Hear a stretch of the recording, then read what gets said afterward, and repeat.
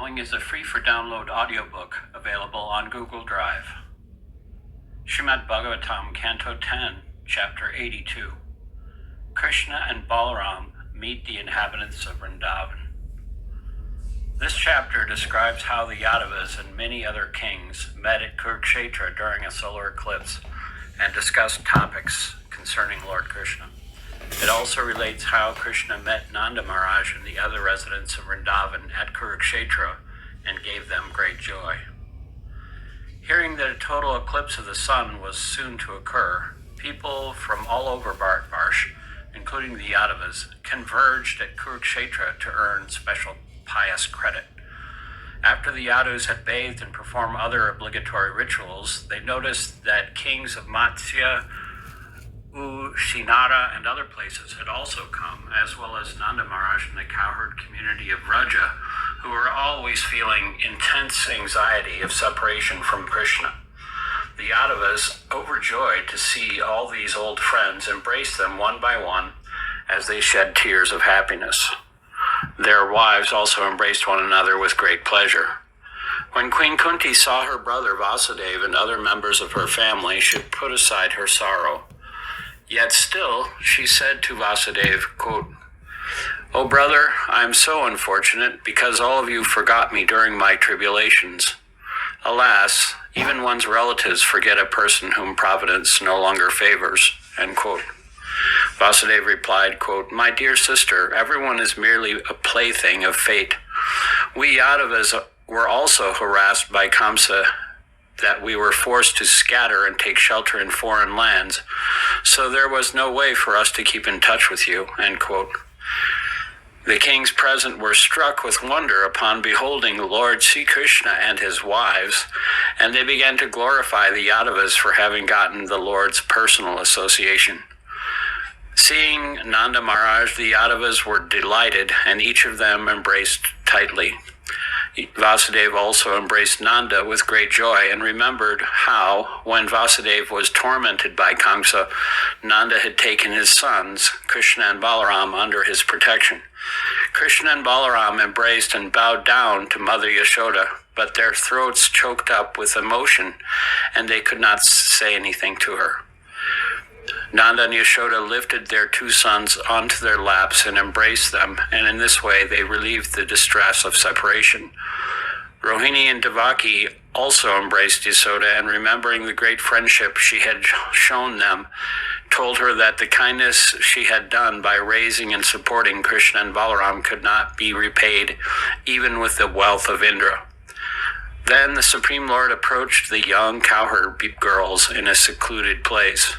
He consoled them by pointing out that he is all-pervasive, being the source of all energies, and thus he implied that they could never be separated from him. Having at long last reunited with Krishna, the gopis simply prayed to have his lotus feet manifested in their hearts. Text 1. Shukadeva Goswami said, "Once, while Krishna and Balaram were living in Dwarka, there occurred a great eclipse of the sun, just as if the end of Lord Brahma's day had come." Purport. As Srila Vishwanath Chakravarti Thakur points out, the words ata and ekada are commonly used in Sanskrit literature to introduce a new topic. Here, they especially indicate that the reunion of the Yadus and Vrishnis at Kurukshetra is being narrated out of chronological sequence. Srila Sanatana Goswami explains in his Vaishnava Toshini commentary that the events of this 82nd chapter occur after Lord Balaram's visit to Vraja, chapter 65, and before Maharaj Yudhishthira's Rajasuya sacrifice, chapter 74. This must be so, the Acharya reasons, since during the eclipse at Kurukshetra, all the Kurus, including Dhritarashtra, Yudhishthira, Bhishma, and Drona, met in friendship and happily shared the company of Sri Krishna. At the Rajasuya Jaga, on the other hand, Duryodhana's jealousy against the Pandavas became irrevocably inflamed. Soon after this, Duryodhana challenged Yudhishthira and his brothers to the gambling match in which he cheated them out of their kingdom and exiled them to the forest.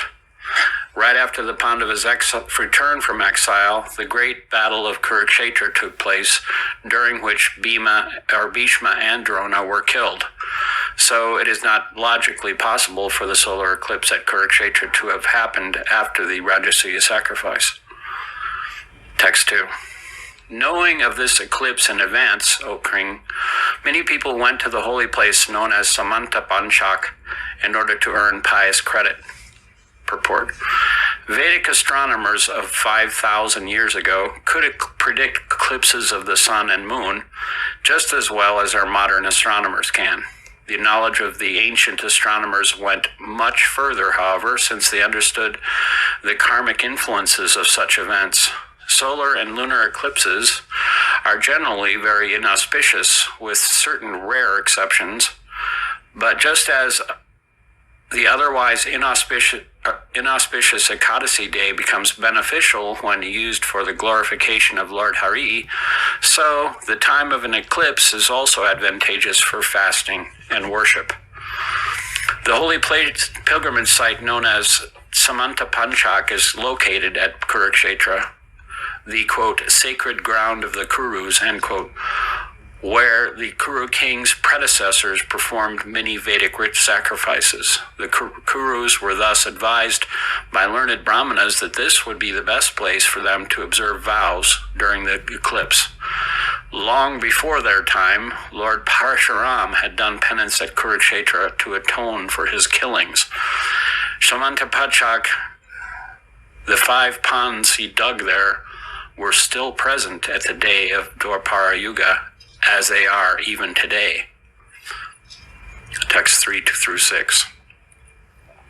After ridding the earth of kings, Lord Parshuram, the foremost of warriors, created huge lakes from the king's blood at Samanta Panchak.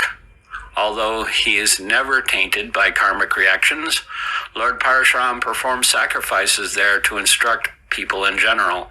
Thus, he acted like an ordinary person trying to free himself from sins. From all parts of Bharatvarsh, a great number of people now come to that Samanta Panchak for on pilgrimage. O descendant of Bharat, among those arriving at the holy place were many Vrishnis, such as Gada, Pradyumna, and Samba, hoping to be relieved of their sins. Akura, Vasudeva, Ahuka, and other kings also went there. Aniruddha remained in Dwarka with Suchandra, Shuka, and Sharna to guard the city, together with Kritavarma, the commander of their armed forces. Purport. According to Srila Vishwanath Chakravarti, Sri Krishna's grandson, Aniruddha, remained in Dwarka to protect the city because he is originally Lord Vishnu's manifestation as the guardian of the spiritual planet Svetadvip. Text 7 and 8. The mighty Yadavas passed with great majesty along the road. They were attended by their soldiers who rode on chariots, rivaling the airplanes of heaven, on horses moving with a rhythmic gait, and on bellowing elephants as huge as clouds. Also with them were many infantry as effulgent as celestial Vidyadharas. The Yadavas were so divinely dressed, being adorned with gold necklaces and flower garlands, and wearing fine armor, that as they proceeded along the road with their wives, they seemed to be demigods flying through the sky. Text 9. At Samanta Panchak, the saintly Yadavas bathed and then observed a fast with careful attention. Afterwards, they presented brahmanas with cows, bedecked with garments, flower garlands, and gold necklaces. Text 10. In accordance with scriptural injunctions, the descendants of Vrishni then bathed once more in Lord Parshuram's lakes and fed first-class brahmanas with sumptuous food.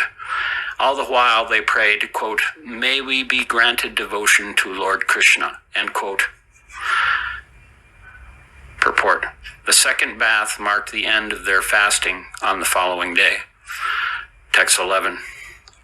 Then, with the permission of Lord Krishna, their sole object of worship, the Vrishnis ate breakfast and sat down at their leisure beneath trees that gave cooling shade. Text 12 and 13. The Yadavas saw that many of the kings who had arrived there were old friends and relatives, the Matsyas, Ushinaras, Kaushalyas, Vidarbhas, Kurus, Srinjayas, Kambojas, Kakayas, Madras, Kuntis, and the kings of Anarta and Kerala. They also saw many hundreds of other kings, both allies and adversaries. In addition, my dear King Cricket, they saw their dear friends, Nanda Maharaj and the cowherd men and women who had been suffering and anxiety for so long. Text 14. As the great joy of seeing one another made the lotuses of their hearts and faces bloom with fresh beauty, the men embraced one another enthusiastically, with tears pouring from their eyes, the hairs on their bodies standing on end, and their voices choked up. They all felt intense bliss. Text 15. The women glanced at one another with pure smiles of loving friendship, and when they embraced, their breasts, smeared with saffron paste, pressed against one another as their eyes filled with tears of affection. Text 16. They all then offered obeisances to the elders and received respect in turn from their younger relatives. After inquiring from one another about the comfort of their trip and their well-being, they proceeded to talk about Krishna. Purport. These are the special dealings of Vaishnavas. Even the family entanglements that delude ordinary conditioned souls are no encumbrance for those whose family members are all pure devotees of the Lord. Impersonalists have no capacity for appreciating these intimate dealings, since their philosophy condemns as illusory any kind of personal emotional existence. When followers of impersonalism pretend to understand the loving relationships of Krishna and his devotees, they only create havoc for themselves and whoever listens to them. Text 17. Queen Kunti met with her brothers and sisters and their children, and also with her parents, her brothers' wives, and Lord Mukunda. While talking with them, she forgot her sorrow.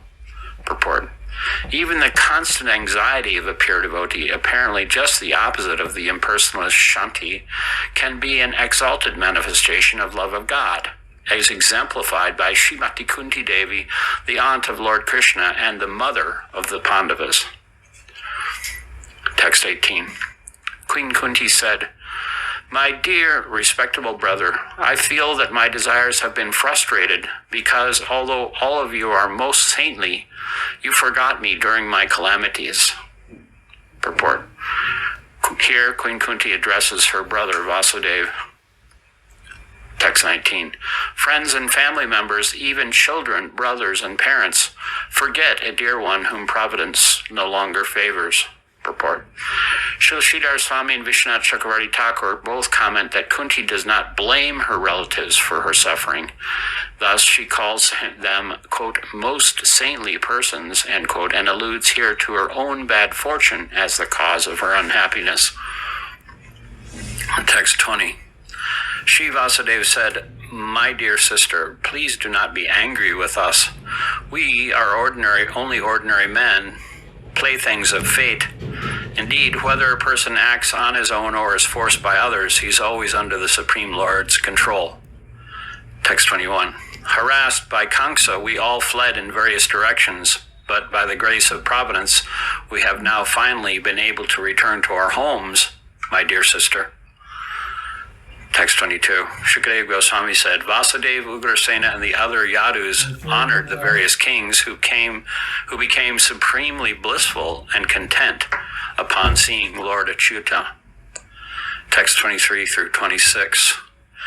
All the royalty present, including Bhishma, Drona, Dhritarashtra, Gandhari, and her sons, the Pandavas and their wives, Kunti, Sanjaya, Vidura, Kripacharya, Kunti Bhoj, Virat, Bhishmaka, the great Nagajit, Purujit, Drupad, Salya, Drishtaketu, Kashiraj, Damagosh, Vishalaksha, Matila, Madra, Kakeya, Yudhamanyu, Shusharma, Balika, and his associates and their sons, and with the many other kings subservient to Maharaj Yudhisthira, all of them, O best of kings, were simply amazed to see the transcendental form of Lord Krishna, the abode of all opulence and beauty, standing before them with his consorts.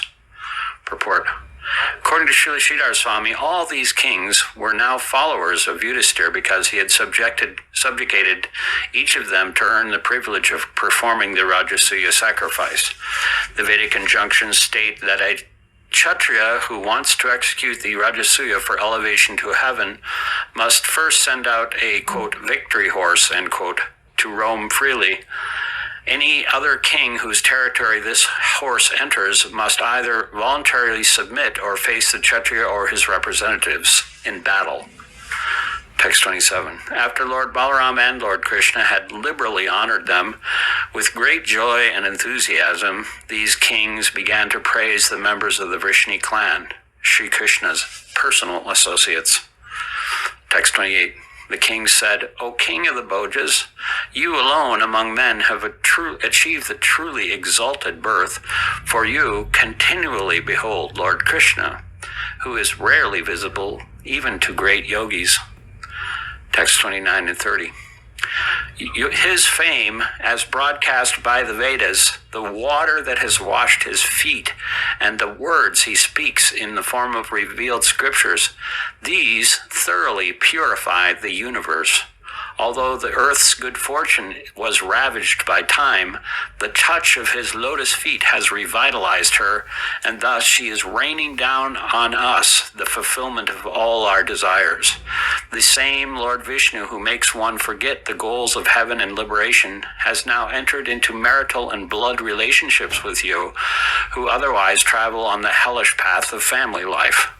Indeed, in these relationships, you see and touch him directly, walk beside him, converse with him, and together with him lie down to rest, sit at ease, and take your meals. Purport. All the Vedic mantras glorify Lord Vishnu. This truth is supported with elaborate evidence by learned acharyas like Ramanuja in his Vedartha Sagraha and Madhva in his Rig Veda Bhasya. The words Vishnu himself speaks, such as the Bhagavad Gita, are the confidential essence of all scripture. In his manifestation as Vyasadeva, the Supreme Lord composed both the Vedanta Sutras and Mahabharata, and this Mahabharata includes Sri Krishna's personal statement, Vedis chesavar aham eva vedyo, Vedanta krit vedavit eva chaham. Quote, by all Vedas, I am to be known. Indeed, I am the compiler of Vedanta, and I am the knower of the Vedas. End quote. Bhagavad Gita 15:15. When Lord Vishnu appeared before Bali Maharaj to beg 3 steps of land, the Lord's second step pierced the shells of the universe. The water of the transcendental river Viraja, lying just outside the universal egg, thus seeped inside, washing Lord Vamana's foot and flowing down to become the Ganges River. Because of the sanctity of its origin, the Ganges is generally considered the most holy of rivers. But even more potent is the water of the Yamuna, where Lord Vishnu, in his original form of Govinda, played with his intimate companions. In these 2 verses, the assembled kings praise the special merit of Lord Krishna's Yadu clan.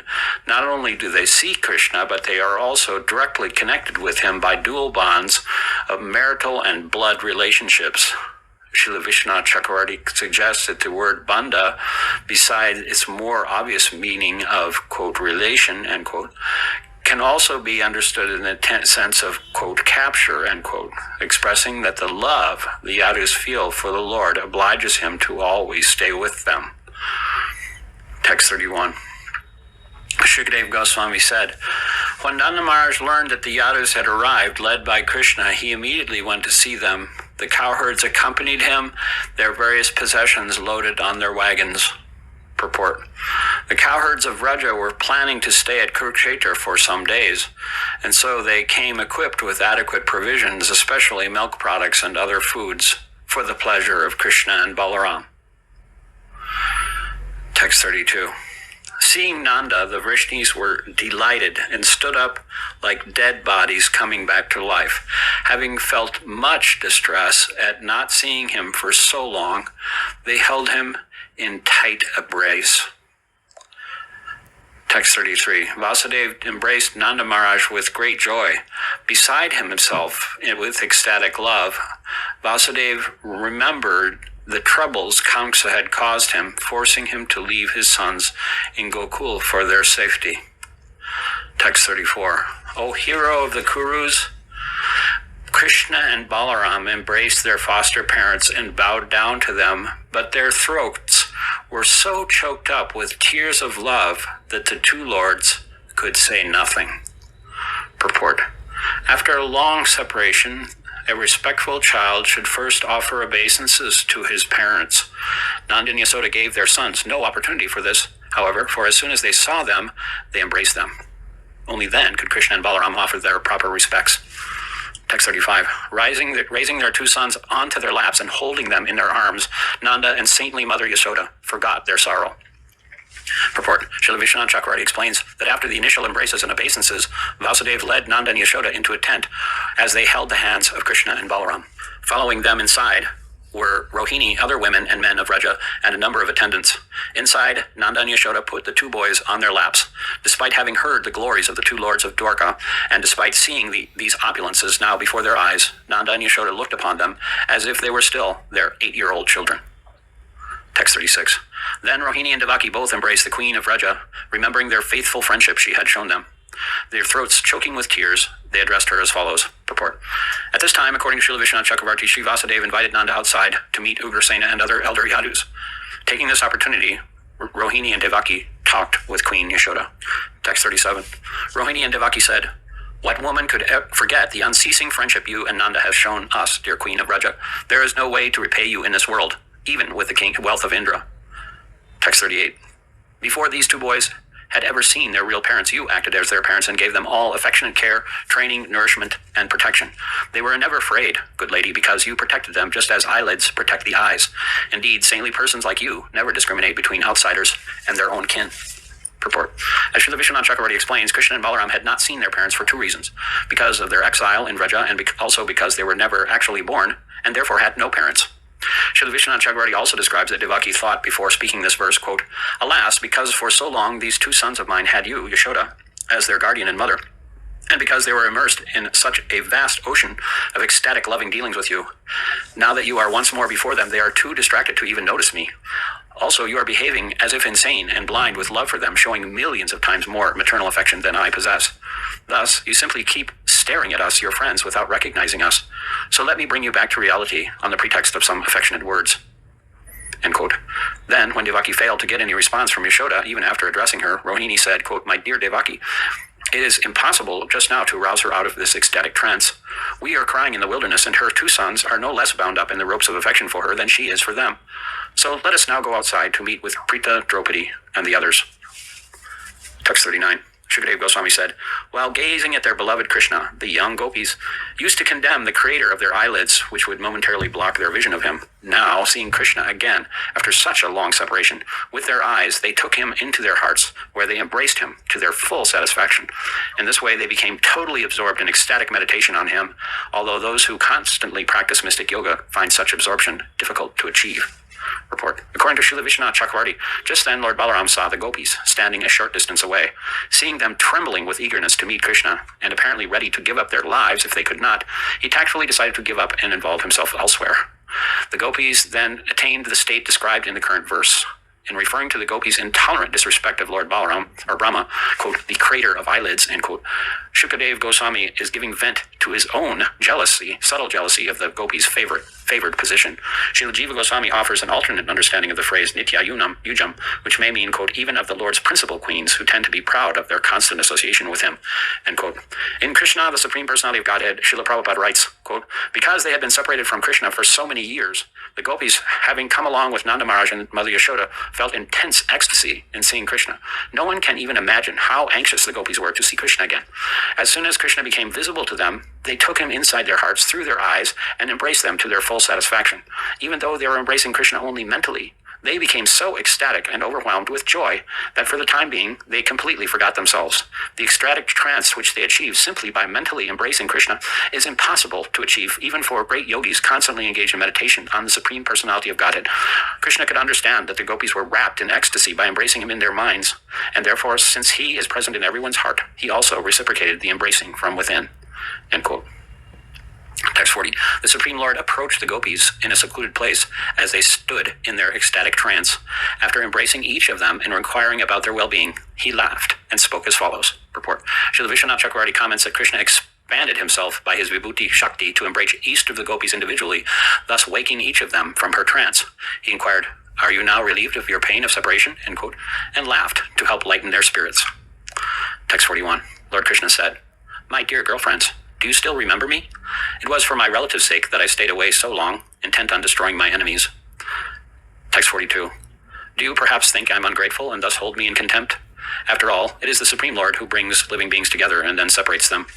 Purport. Srila Vishwanath Chakravarti reveals the gopis' thoughts. Quote, "We are not like you who, with your heart shattered by remembering us day and night, give up all sense enjoyment in your distress of separation. Rather, we have not remembered you at all. In fact, we have been quite happy without you." End quote. In response, Krishna asks here whether they resent his ingratitude. Text 43. Just as the wind brings together masses of clouds, blades of grass, wisps of cotton, and particles of dust, only to scatter them all again, so the Creator deals with his created beings in the same way. Text 44. Rendering devotional service to me qualifies any living being for eternal life. But by your good fortune, you have developed a special loving attitude toward me, by which you have attained me. Purport. According to Srila Vishwanath Chakravarti, the gopis then replied, quote, "But that Supreme Lord you are blaming is none other than yourself, O most clever of speakers. Everyone in the world knows this. Why should we be ignorant of this fact?" End quote. "All right," Krishna told them then. "If this is true, I must be God, but I'm still conquered by your loving affection." End quote. Text 45. Dear ladies, I am the beginning of end and end of all created beings, and exist both within and without them, just as the elements ether, water, earth, air, and fire are the beginning and end of all material objects, and exist both within and without them. Purport. According to Srila Sridhar Swami and Srila Vishwanath Chakravarti, Lord Krishna implies the following idea in this verse, quote, "If you know that I am the Supreme Lord, there should be no question of your suffering any separation from me, since I pervade all existence. Your unhappiness must be due to a lack of discrimination. Therefore, please take this instruction from me, which will remove your ignorance." Quote, "But the truth of the matter is that you gopis were, in your previous lives, great masters of yoga, and thus you must already know the science of Jnana Yoga. Furthermore, when I try to teach this to you in person, or through my representatives, such as Uddhava, it will not produce the desired result. Jnana Yoga simply causes suffering for those who are fully immersed in pure love of Godhead." End quote. Text 46. In this way, all created things reside within the basic elements of creation, while the spirit souls pervade the creation, remaining in their true identity. You should see both of these, the material creation and the self, as manifest within me, the imperishable supreme truth. Purport. One should properly understand the relationships among the material objects of this world, the elements comprising their basic substance, the individual spirit souls, and the one supreme soul. The various elements of material enjoyment, such as pots, rivers, and mountains, are manufactured from the basic material elements, earth, water, fire, and so on. These elements pervade material things as their cause, while the spirit souls pervade them in their special role as their enjoyer, Swatmana. And ultimately, the material elements, their products, and the living entities are all manifested within and pervaded by the imperishable, perfectly complete Supreme Soul, Krishna.